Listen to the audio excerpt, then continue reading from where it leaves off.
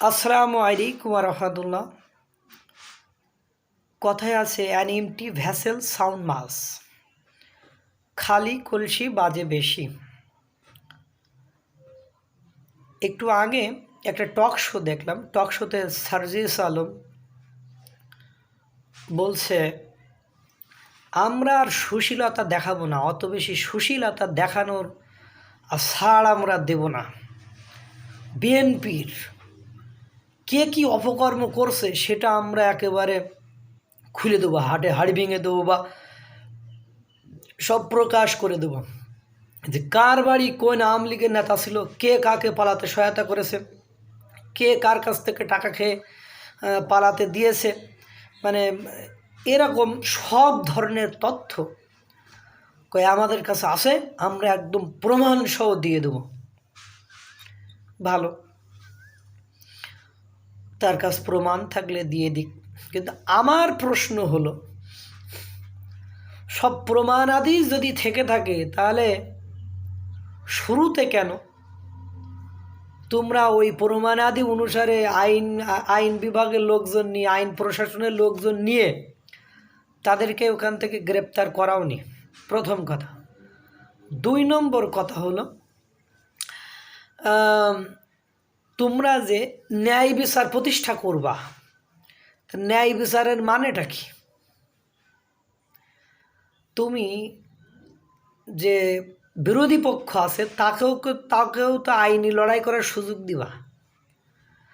কিন্তু তোমরা প্রথম থেকে এসে কোর্টটাকে এমনভাবে সাজিয়েছো যে তোমাদের পক্ষের লোক ছাড়া আর কেউ কথা বলতে পারবে না, আর কোনো আইনজীবী সেখানে যেতে পারবে না, এই কোয়ালিটিকে সাজিয়েছো। সেটা আমি একাধিক ভিডিও ফুটেজ আছে, সেটা দেখা গিয়েছে। পাশাপাশি তুমি যে ভাইয়া এত যোগ্যতা সম্পূর্ণ, তুমি জুলাই স্মৃতি ফাউন্ডেশনের দায়িত্ব নিয়েছিলে, কিন্তু সেই দায়িত্বটা তুমি পালন করতে পারোনি। ডক্টর মোহাম্মদ ইউনুস বলেছে আমাদের জুলাই ফাউন্ডেশনে প্রচুর টাকা আছে, কিন্তু কেন যে ম্যানেজমেন্ট হচ্ছে না আমি সেটা বুঝতে পারতেছি না। আমার প্রশ্ন হলো, প্রচুর টাকা থাকলে কেন ম্যানেজমেন্ট হবে না? তার ভেতরে আবার মানে স্বাস্থ্য উপদেষ্টা সেদিন দেখলাম বললো, আমরা 2 জনের চিকিৎসা করতে 10 কোটি টাকা খরচ করেছি, আমাদের ফান্ডে কোনো টাকা নেই। তাহলে কি দাঁড়ালো? ডক্টর মোহাম্মদ ইউনুস মিথ্যা কথা বললেন না স্বাস্থ্য উপদেষ্টা মিথ্যা কথা বললেন? ডক্টর মোহাম্মদ ইউনুস বলছেন প্রচুর টাকা আছে, কিন্তু কেন ম্যানেজমেন্ট হচ্ছে না আমরা জানি না। স্বাস্থ্য উপদেষ্টা বলছেন যে আমাদের 10 কোটি টাকা খরচ দিয়েছে, আমাদের ফান্ডে তেমন তহবিল নেই বা টাকা নেই। তাহলে কথাটা তো দুরকম হয়ে গেল। আর দ্বিতীয়ত, যাদের কারণে আজ তুমি এই সুপার হিরো হয়েছ, সেই আহতদের, সেই নিহতদের তুমি কি দিয়েছো? তারা এ পর্যন্ত মনে হয় 4 থেকে 5 বার মাঠে এসে বা তাদের ফিল্ডে আসতে হয়েছে, তাদের আন্দোলন করতে হয়েছে। কেন করতে হয়েছে? তারপরে এই সাধারণ জনগণকে শান্তি দিবা, ভালো রাখবা, এই জন্যই তো তোমার এই বৈষম্যহীনতা বা বৈষম্য দূর করার ব্যবস্থা। কিন্তু দুর্ভাগ্য হলো সত্য যে এই কয় মাসে যেসব ক্ষেত্রে বৈষম্য দেখা গিয়েছে সেই জায়গায় তোমাকে আমি দেখিনি, বা সেই প্রবলেমগুলোর কোনোটাই তুমি সমাধান করতে পারো নাই। দেখো, এই যে প্রাইমারিতে নিয়োগ, ঢাকা এবং চট্টগ্রাম বাদে বাংলাদেশের আর সকলের ওই একই মানে মানে পরীক্ষায় তো নিয়োগ হয়ে গিয়েছে। তাহলে তারা কি ভালো কাজ করলো আর এরা কি অন্যায় করলো যে এদের নিয়োগটা তোমরা বাতিল করে দিলা? এরপরে আবার এদের যে গেজেট ঘোষণা করা হয়েছে তুমি বর্তমান যে সরকার আছে এই সরকারের আমলেই। তাহলে কেন তুমি এই গেজেটটা নিয়ে কথা বললা না?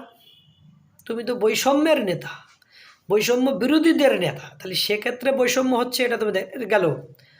আরও আসো, এরপরে এই যে ভ্যাট ট্যাক্স বাড়ালো, সেই ক্ষেত্রে তুমি তো একবারও কথা বললা না কেন এই ভ্যাট ট্যাক্স বাড়ানো হবে। এখন আসো রে ভাই, ওই যে কলসি খালি বাঁচতেছে বেশি। কারণ তুমি এই কয় মাসে আমার একটা ভালো কাজ দেখাও, যে দৃশ্যত ভালো কাজ সাধারণ জনগণের জন্য করেছো। তুমি সব জায়গায় যে ওই লাউড স্পিকারে কথা বলতে পারো, আর ওই ফ্যাসিস্ট হাসিনা, ফ্যাসিস্ট সরকার, খুনি সরকার, ও আমার জীবন কেড়ে নিলে নিক, কিন্তু আমি সংস্কার করে দেব, আমি তার বিচার দেখে যেতে চাই, এইসব কথা বলে তুমি ফুলঝুরি ঝরিয়েছ। মানুষের আস্থা এবং বিশ্বাসের জায়গাটা তুমি একেবারে নষ্ট করে ফেলেছ। এখন তুমি ওই যে কথা প্রায় আমরা শুনি -2, তাই এখন কথা হলো আওয়ামী লীগ তো মোটামুটি গেছে, এখন তো আমরা যা দেখতেছি তুমি এখন লাগছো কার পেছনে? বিএনপির পেছনে। যেই নির্বাচন চাই সেই সবাই বিএনপির পেছনে লাগে। যখনই নির্বাচন চাই সকলে বিএনপির পেছনে লাগে।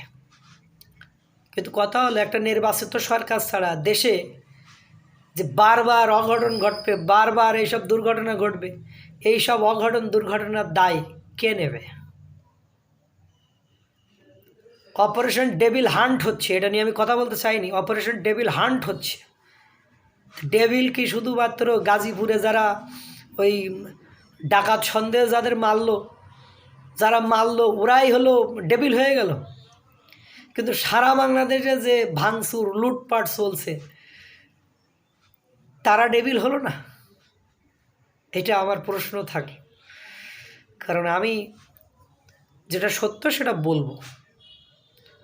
আল্লাহ তাআলা সকলকে ভালো রাখুক, সুস্থ রাখুক। আসসালামু আলাইকুম ওয়া রাহমাতুল্লাহ।